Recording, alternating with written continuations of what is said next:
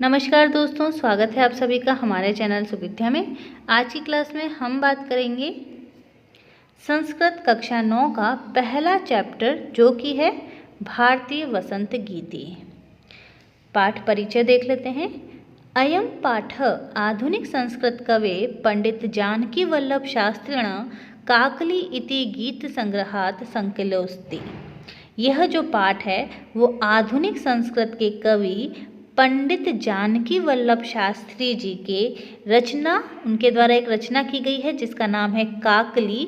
तो काकली नामक गीत संग्रह से लिया गया है। प्रकृति सौंदर्यम अवलोक्य, प्रकृति के सौंदर्य को देखते हुए उन्होंने सरस्वती को वीणा बजाने के लिए प्रार्थना की है। उन्होंने कहा है, ठीक है, तो यहाँ पर कवि जो है वो अपनी मातृभूमि की स्वतंत्रता के लिए कल्याण की कामना जो है वो वाणी से की है, यानी सरस्वती से की है।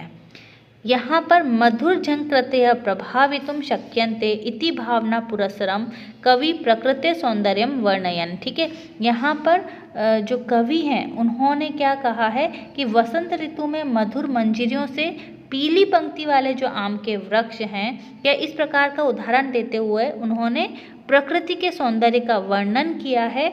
और सरस्वती वीणा वादनाए संप्रार्थ्यते, उन्होंने प्रार्थना की है। किससे प्रार्थना की है? उन्होंने सरस्वती से प्रार्थना की है। तो ध्यान रखिए, सरस्वती से एक नवीन वीणा बजाने की प्रार्थना जो है इस पाठ में की गई है। शुरुआत करते हैं। निनादय नवीनामय वाणी वीणाम। तो यहाँ पर आप ध्यान रखें कि थोड़ा सा आपको पीछे से आगे की तरफ चलना पड़ेगा। वीणाम, ठीक है, तो वीणाम का मतलब होता है वीणा। वीणा को बजाने की यहाँ पर बात हो रही है। तो हे सरस्वती नवीन वीणा को बजाएं। वाणी का मतलब क्या होता है? यहाँ पर ध्यान रखें कि वाणी जो है उसका मतलब है सरस्वती। तो वाणी यानी हे सरस्वती, आपको क्या करना है? नवीन वीणा को बजाएं। निनादय नवीनामय वाणी वीणाम। तो हे सरस्वती नवीन वीणा को बजाओ। मृदुम गाए गीतिम ललित नीति लीनाम। अब यहाँ पर एक एक चीज़ का मतलब देखते चलेंगे तो आपको बिल्कुल भी दिक्कत नहीं होगी। मृदुम का मतलब होता है मधुर, मृदुम का मतलब होता है मधुर। गाय यानी गाओ, ठीक है, गाय वाला गाय नहीं है, ये गाओ। मृदुम यानी मधुर, गाय यानी गाओ या स्तुति करो। गीतिम यानी गीत, गीतिम यानी क्या हो जाएगा? गीत। ललित नीति लीनाम यानी ललित यानी क्या होता है? सुंदर। तो सुंदर नीतियों का गीत गाओ, सुंदर नीतियों से पूर्ण गीत का मधुर गान गाओ। ललित नीतियों का जो पूर्ण गीत है उसका मधुर गान करो, ये इसका मतलब हो जाएगा। ओके, तो निनादय नवीनामय वाणी वीणाम, हे सरस्वती नवीन वीणा को बजाओ। मृदुम गाय गीतिम ललित नीति लीनाम, सुंदर नीतियों से पूर्ण गीत का मधुर गान करो। मधुर मंजरी पिंजरी भूतमाला, ठीक है, वसंती लसंती सरसा रसाला। अब यहाँ पर देखिए मधुर, मधुर का मतलब है सुंदर, ठीक है, मधुर का मतलब यहाँ क्या है? सुंदर। मंजरी, मंजरी का यहाँ पर मतलब है आम के जो पुष्प होते हैं उन्हें मंजरी कहा जाता है। आम के पुष्पों को मंजरी कहा जाता है। और पिंजरी भूतमाला, पिंजरी भूतमाला यानी पीला जो कलर होता है उससे पंक्तियां बन गई हैं, पीले कलर से युक्त जो पंक्तियां हैं उसको क्या कहा गया है? मंजरी कहा गया है। तो ध्यान रखें, मंजरी पिंजरी भूतमाला क्या मतलब हो जाएगा? मधुर का मतलब सुंदर, मंजरी का मतलब आम के पुष्प, पिंजरी भूतमाला का मतलब पीले कलर से युक्त पंक्तियाँ, पीले वर्ण से युक्त पंक्तियाँ। वसंत यानी वसंत ऋतु में। लसंती यानी शोभा देती हैं, सुशोभित होती हैं। सरसा, सरसा यानी रस से पूर्ण, याद रखें। और रसाला यानी आम के पेड़। तो यहाँ पर आपको चौथी लाइन से शुरुआत करनी पड़ेगी कि ये जो वसंत ऋतु है जो ये वसंत ऋतु है उसमें एक तो मधुर यानी सुंदर आम के जो पुष्प हैं उनके कारण पीले वर्ण से युक्त आम के वृक्षों की जो पंक्तियां हैं वो सुशोभित हो रही हैं। तो इस वसंत ऋतु में जो आम के पुष्प हैं उसके कारण पीले कलर से युक्त आम के वृक्षों की पंक्तियां सुशोभित हो रही हैं। जो आम के जो पुष्प हैं वो पीले कलर के हैं और वो एक पंक्तियों में सुशोभित हैं, तो बहुत ही ज़्यादा सुंदर लग रहे हैं। कलापा ललित कोकिला काकलीनाम। अब यहाँ पर कोयल की बात हो रही है कि जो मनमोहक कोयल है उसकी जो आवाज़ है, उसकी जो कूक है और कोयलों का जो समूह है वो भी बहुत सुंदर लग रहा है।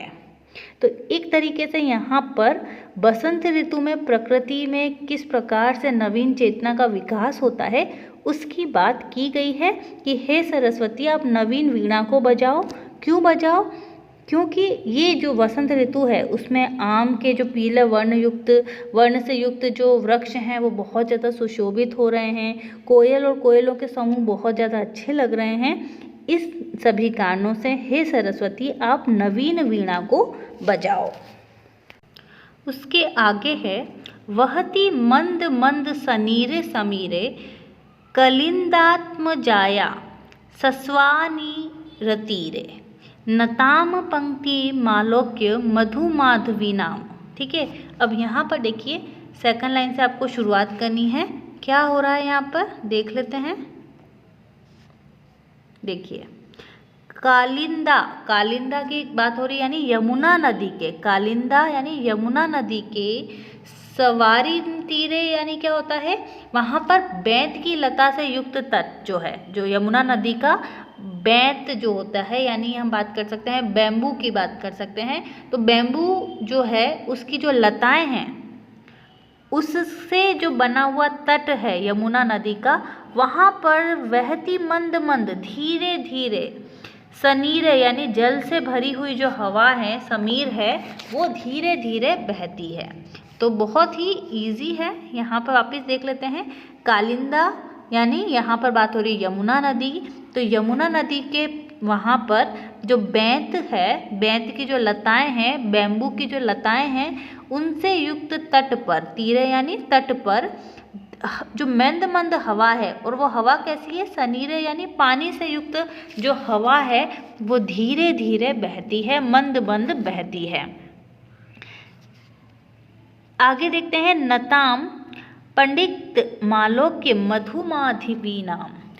अब यहाँ पर वो जो हवा है, जो धीरे धीरे हवा बह रही है, मधुर मालती की लता पंक्ति को झुकी हुई देखकर हे सरस्वती नवीन वीणा को बजाओ। इस यहाँ पर भी प्रकृति की एक सौंदर्यता को बताया गया है कि ये जो मधुर मालती की जो लताओं की जो पंक्ति जो है, वो जो झुकी हुई पंक्तियाँ हैं, इनको देखकर ही आप निनादय करें, हे सरस्वती आप नवीन वीणा को बजाएं। उसके बाद अगली लाइन देख लेते हैं।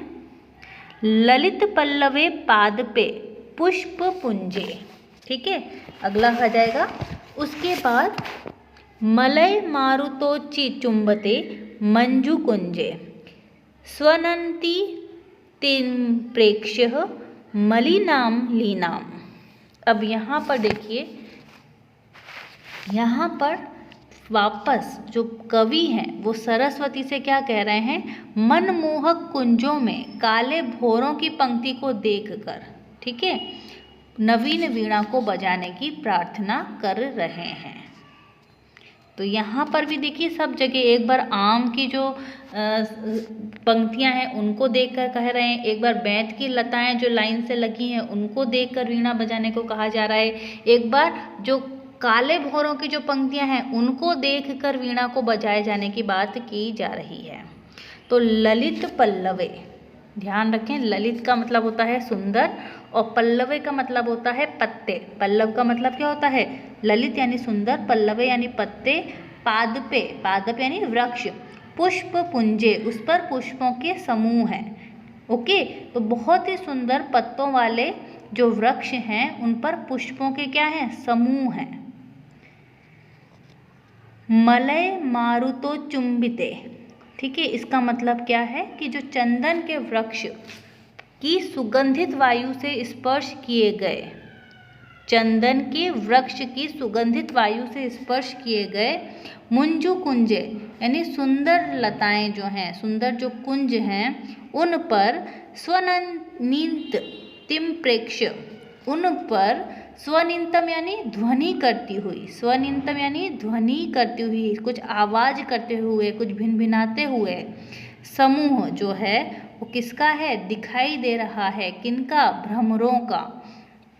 ये आपको ध्यान रखना है। मलिनाम यानी मलिन, आलिनाम, आलिनाम जो होता है लास्ट में, जो मलिनाम में जो आलिनाम है, अलिनाम, उसका मतलब होता है भ्रमरे। तो यहाँ पर ध्यान रखें, चंदन वृक्ष की सुगंधित वायु से स्पर्श किए गए, मन को आकर्षित करने वाले पत्तों से युक्त वृक्षों पर, पुष्पों के समूह पर, सुंदर कुंजों पर भौरों की ध्वनि करती हुई पंक्ति समूह को देखकर हे सरस्वती नवीन वीणा को आप बजाएं। अगला देख लेते हैं। लतानाम नितांतम सुमम शांतिशीलम चले दुच्छ लेत्कांत सलीलम सलीलम तवाकर्ण्यम। इसके बाद एक सेकेंड,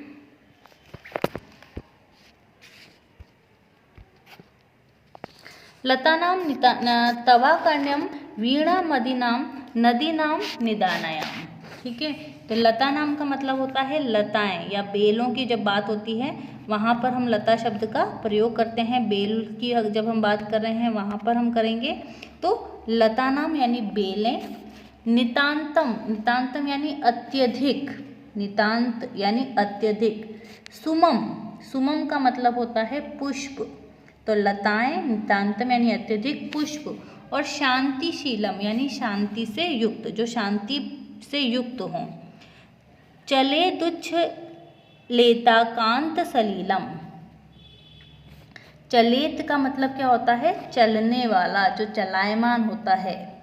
अलग अलग करके देखते हैं। उच्छलेत, ठीक है ना, यहाँ पर उच्छलेत का मतलब यानी उछल पड़ना। कांत सलीलम, कांत सलीलम यानी सुंदर जल, और एक और बार सलीलम आया यानी खेल खेल के साथ। तवाकर्ण्यम, तव यानी तुम्हारे, आकर्ण्यम यानी सुनकर, वीणा यानी वीणा को, आदिनाम यानी तेजस्वी, तेजस्विनी की तरीके से, नदीनाम यानी नदियाँ, नदीनाम यहाँ पर नदियों के लिए आया है। तो देखिए यहाँ पर मुख्य रूप से क्या कहा गया है कि प्रकृति में एक तरीके से जान आ जाए, ऐसी ओजस्वी वीणा को बजाएं हे सरस्वती। ये सारी बात जो है वो मुख्य रूप से कही गई है। तो क्या कहा गया है कि तुम्हारी जो ओजस्वी वीणा है उसको सुनकर, लास्ट लाइन से शुरुआत करेंगे कि तवा करना, यानी तुम्हारी, सरस्वती जी से बात कर रहे हैं कि तुम्हारी ओजस्वी वीणा को सुनकर लताओं के अत्यधिक शांति से युक्त, लताओं के अत्यधिक, नितांत यानी अत्यधिक शांति से युक्त पुष्प जो हैं वो चलायमान हो जाएं, जो एकदम शांति से युक्त पुष्प हैं वो भी चलायमान हो जाएं। किससे, वीणा के बजाने से। नदियों का सुंदर जल खेल खेल में उछल पड़े। ठीक है, नदियाँ जो हैं जो एकदम शांत हैं वो नदियाँ जोर जोर से उछल पड़ें, हे सरस्वती आप ऐसी नवीन वीणा को बजाओ। तो मुख्य रूप से यहाँ पर यही बात की गई है कि सरस्वती जो है इस प्रकार की वीणा बजाए जिससे प्रकृति जो है वो अपने, मतलब हम कह सकते हैं कि पूर्ण रूप में आ जाए। ये बात यहाँ पर कही गई है। तो ये जो पूरा चैप्टर है वो स्वतंत्रता संग्राम की पृष्ठभूमि में लिखा गया है, और यहाँ पर जो एक ऐसी वीणा स्वर की कल्पना की गई है जिससे लोगों में एक नवीन चेतना आ जाए। नवीन चेतना किस रूप में आए, स्वतंत्रता प्राप्ति के लिए लोगों में एक नई चेतना आ जाए, वो जन सामान्य को प्रेरित करे, और इस प्रकार से ही ये भारतीय वसंत गीति जो है वो लिखा गया है। तो आप सभी का बहुत बहुत धन्यवाद।